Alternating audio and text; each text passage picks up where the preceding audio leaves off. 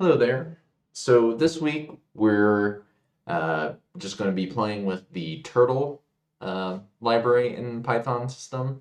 Um, Turtle is a graphical um, tool that you can kind of use just to get your hands dirty, just figure out how to play with some graphics to a limited extent. So the assignment will be basically just to kind of play around with Turtle, kind of figure out how it works, explore the library, figure out how to sort of read over the documentation, and then you'll draw some shapes and use some colors, um, and it shall all be good. To do that, we have to get something set up to work locally. So you have to be able to have a graphical environment attached. So working on the server directly is not the ideal situation. Um, so I'm going to walk through how to set up getting your a Windows environment set up, and then also at the end, then I'll kind of go into if you have a Linux or a Mac system. I'll sort of give you a idea how that'll work. A little fewer steps that way. Um, so as you can see in our module this week, there's some links, one for installing Python 3, for installing the FTP clients, and then the Turtle documentation. So this points to the Python uh, documentation of the library. Then we have links for local text editors or IDEs. Um, you're not required to install any of these to get it working. You have Notepad installed. When you install Python, you typically also get idle with it, which works as a little text editor or little mini IDE, I suppose. And you can use that to run Python. It's just not super nice. Um, they tend to be a little bit more user friendly, and at least some of them have uh, easy access to just running Python directly from them. Um, so first things first, let's go install Python on your system. So just kind of click that link. This points to a tutorial in Luke May's webpage, which then points to the Python. So for just installing Python, it's really just the above section. So you just want to make sure you download the most current one and then make sure you add it to your path. So if I'm already here, let's go ahead and download it. And let's install it here. All right, so make sure you click to add it to the path. Go ahead and install it.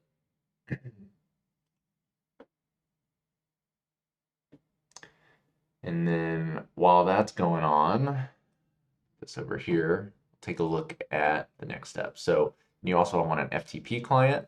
So this also has some general ideas. There's a few different ones, WinSCP, FileZilla, both are pretty common.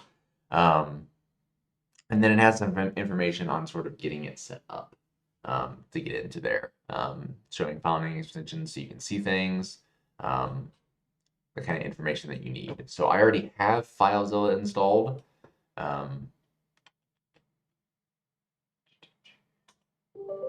Sure. Okay. So on my CS account, my CS 151 account, I've already sort of set up things. Oh, yeah. So I now have Python installed. I have my FTP client. So now I want to transfer the files from there to here. So to do that, in FileZilla in particular, put in the host. The host is our server. The username is my CS151 account. Your password is your own secret. And port 22.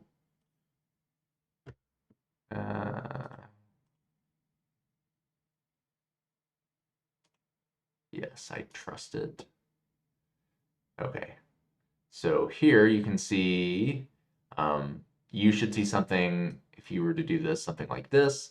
You can see it has all the hidden files, and it has the homework assignments and labs that I've sort of copied into there using the hand-in program. We're interested in homework 6 that has our turtle in it.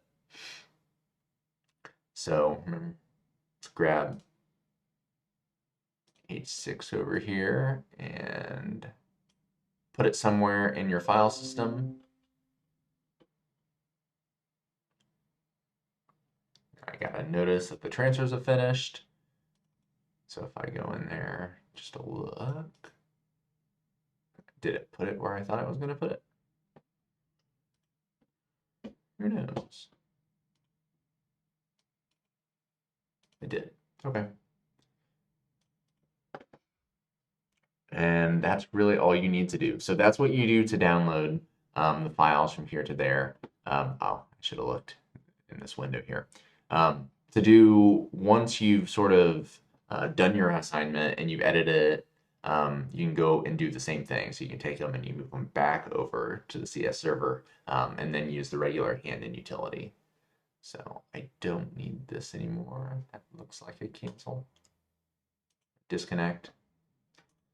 Get rid of that. So I've got my files. I have Python installed. Now using a local text editor or IDE. So VS Code is a really popular one. Atom's fairly popular. I know when I didn't really like Sublime. I think it's just a different feeling one. VS Code is very plugin extension dependent, and I'm not too much of a tinkerer. I kind of just like to open stuff up, have it work. I don't really need to configure my environment too much other than just getting the one or two things that I like. So I do use PyCharm, and so I like the JetBrains IDEs. So if I were to install, you would want to install like VS Code. You just go ahead and open them up, and then you can download it. If you want to use Atom, Luke has instructions on setting up Atom, installing and setting it up. It's good to follow this guide if you're going to use Atom, because you will potentially have problems with the line ending selector. So on Windows, the hidden character that sort of specifies that the line is ending, Windows has an extra one. So it has both a carriage return and a line feed. Whereas on Linux, you just have a line feed. So for editing and work that you're gonna then you put onto the server for your homework, you do want to make sure that you're configuring just the line feed, not the carriage return line feed. So if you use Atom, go ahead and just follow this instruction. And then it looks like he has some guides on getting it set up to work more like most of your instructors sort of set up their files for. I use PyCharm. So as such, basically, I've already downloaded my file, so I'm just going to go ahead and open that up. Workspace. And so I choose the Homework 6 folder. Trust it. Let's go ahead and open it. Got that over here.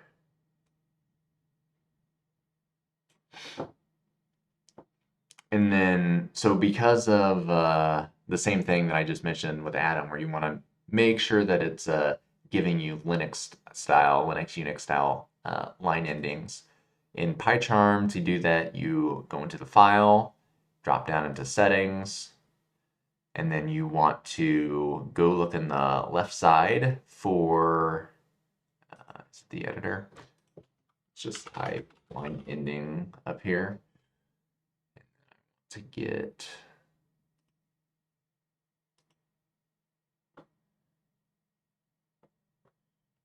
code style. That's right. So code style, and then line separator is set to system dependent. Since this is a Windows, will be carriage return line feed.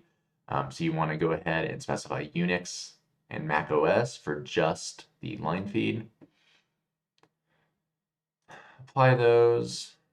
That's all we really need. So if I open up this Turtle masterpiece, valid Python interpreter. Go ahead and configure that. Oh.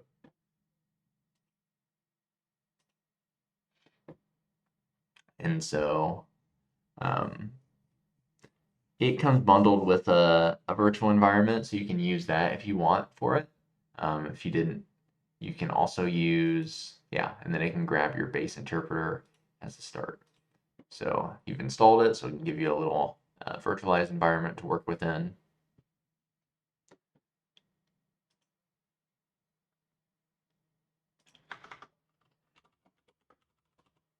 Okay, and then you may not know all about Turtle, so come on now. Well, anyway, once you're in here, you know, basically all of this code that's in the main here, this is sort of just to set stuff up. We kind of set up the screen to be a certain width, and then we roll with it. And then your work should be done up here in this function. So kind of going off, once you figure out how to use some of the turtle controls, so if you want to move him, the first thing you just need a turtle. So you can see up here we've already imported everything that's in the turtle package. So if I wanted a turtle, maybe named Jim, I would just grab a turtle. And now I have a turtle named Jim, and then Jim can do things like go forward. And you just tell him how far to go forward. And then if I want to run, and see, get this over here. Oh, it's gonna be mean.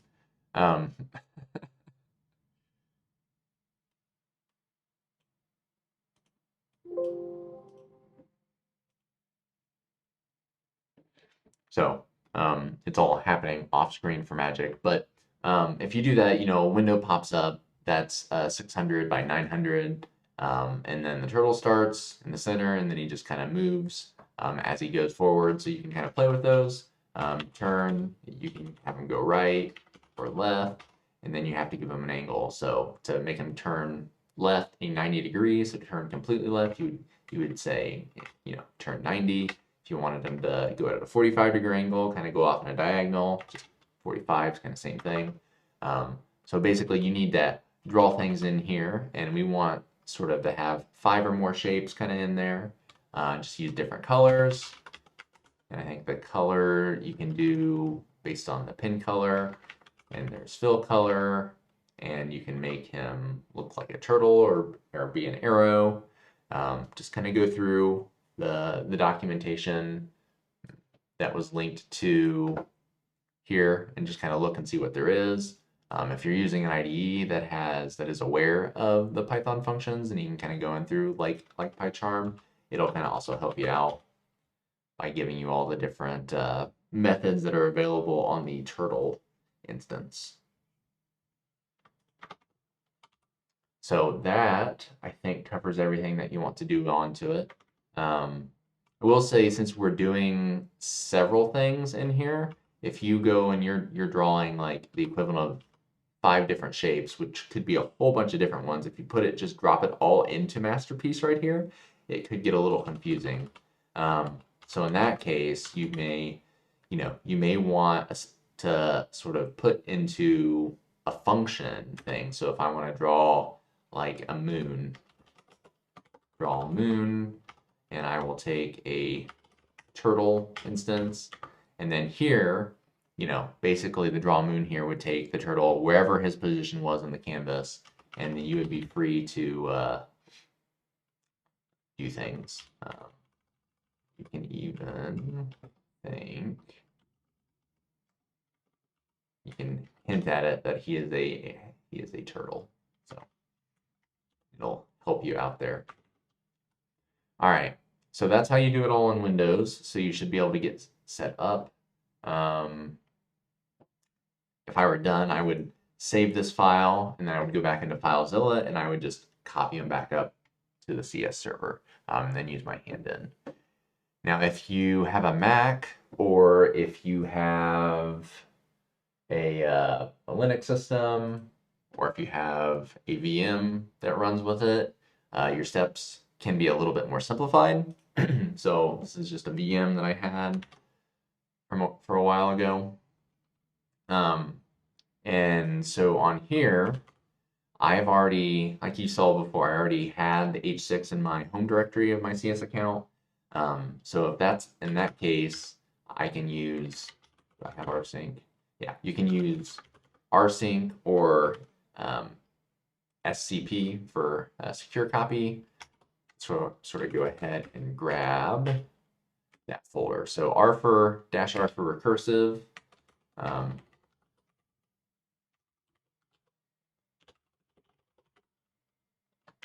then give it the path, H6, and drop it just right here.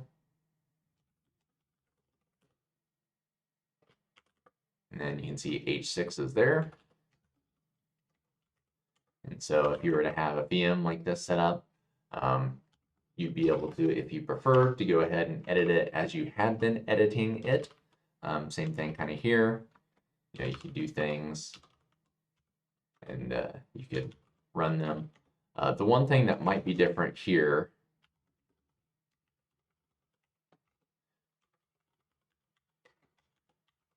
is if you haven't, depending on what you've installed, you may have to install the Python GTK library. It uses the GTK graphical user set to get things set up. I think I probably already have it installed. Let's see. I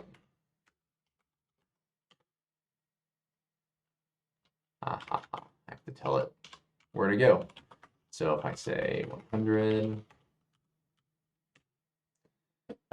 yeah, so he moved very quickly. And if I were to have him turn and then move this to turn right and move down this way and then maybe turn left, you know, I could do something for him.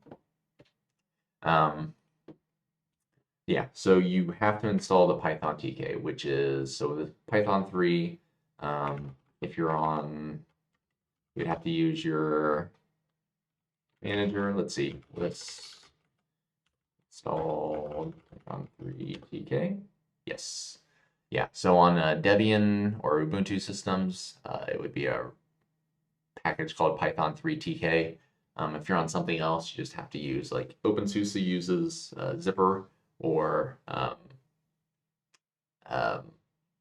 sort of Red Hat and Fedora and such would use DNF.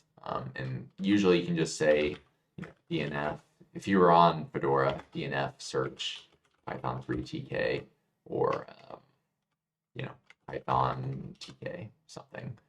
So that would be how you do something. In Mac, it'd be the same thing. You still just want to open up a terminal that's there, and then you would sort of be able to install things the same way. And then if you need some other kind of visual thing, which on Mac you may or may not need to install something separate, just kind of search for how to install the thing that it says it's missing. So if I didn't have this installed already, it would have told me that tkinter is not installed. So it'll give you a hint as what you need.